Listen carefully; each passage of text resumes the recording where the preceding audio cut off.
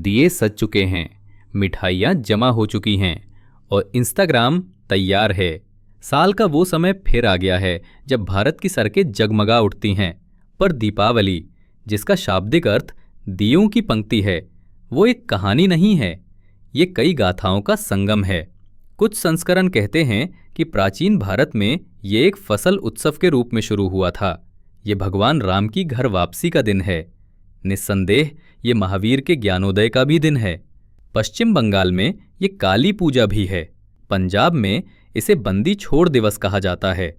भारत में इस एक त्योहार के कई चेहरे और कई कहानियां हैं। हमारी अगली रिपोर्ट आपको दीपावली की कहानी बताती है। आज हम जिस भव्य उत्सव को जानते हैं, उसके बनने से पहले दिवाली एक फसल उत्सव था। किसान सूर्यास्त के समय छोटे तेल के दिए जलाते थे, सूर्य को उसकी ऊर्जा के लिए धन्यवाद देते थे और अगली फसल के लिए प्रार्थना करते थे। ये दिए स्वयं प्रकाश को एक भेंट थे, कृतज्ञता और नवीनीकरण का एक भाव। समय के साथ ये साधारण अनुष्ठान भव्य पौराणिक कथाओं में बुने गए। पद्म पुराण और स्कंद पुराण जैसे संस्कृत ग्रंथों में दीपो उत्सव का उल्लेख है, जो आनंद और पवित्रता का प्रतीक दियों का त्योहार है। 7वीं शताब्दी तक सम्राट हर्ष के नाटक में शहरों को रोशनी से जगमगाते हुए बताया गया है। 11वीं शताब्दी तक एल्बरूनी जैसे यात्री हिंदुओं के इस दियों के त्योहार के बारे में लिख रहे थे। दिवाली एक घटना बन चुकी थी। हिंदुओं के लिए दिवाली वो क्षण है जब बुराई पर अच्छाई की विजय होती है। जब भगवान राम 14 वर्ष के वनवास और राक्षस राजा रावण के साथ भीषण युद्ध के बाद अपने राज्य अयोध्या लौटते हैं, तो लोग उनका स्वागत करने के लिए सड़कों पर दियों की कतारें लगाते हैं। हर टिमटिमाती लौ अंधकार पर धर्म की जीत का प्रतिनिधित्व करती है और पूरे भारत में धन और समृद्धि की देवी लक्ष्मी का आह्वान घरों और व्यवसायों को आशीर्वाद देने के लिए किया जाता है। दुकानदार नए खाते बही खोलते हैं, परिवार अपने घरों की सफाई करते हैं और सजाते हैं। सोना, मिठाई और हंसी का आदान प्रदान होता है। जैन समुदाय के लिए दिवाली का युद्ध में विजय से कोई लेना देना नहीं है, ये निर्वाण की रात है। माना जाता है कि इसी दिन 527 ईसा पूर्व में 24वें तीर्थंकर भगवान महावीर ने जन्म और मृत्यु के चक्र से मुक्ति प्राप्त की थी। प्राचीन ग्रंथ कहते हैं कि आकाश असंख्य दियों से प्रकाशित हो उठा था।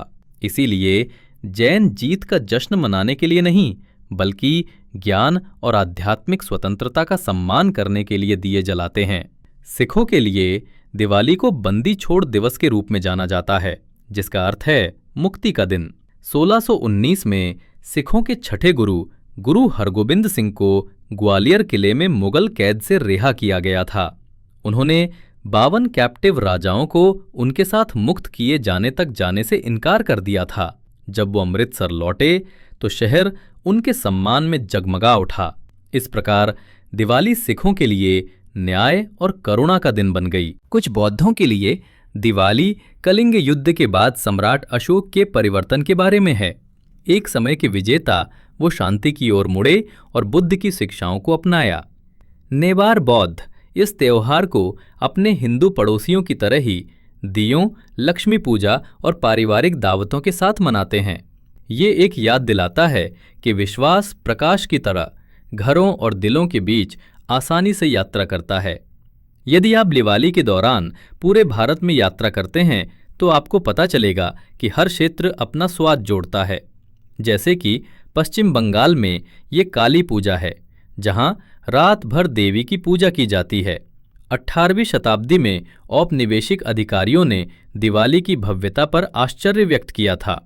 ब्रिटिश डायरियों में तेल के दियों से जगमगाती सड़कों और नए वस्त्रों और मिठाइयों से भरे घरों का वर्णन किया गया था।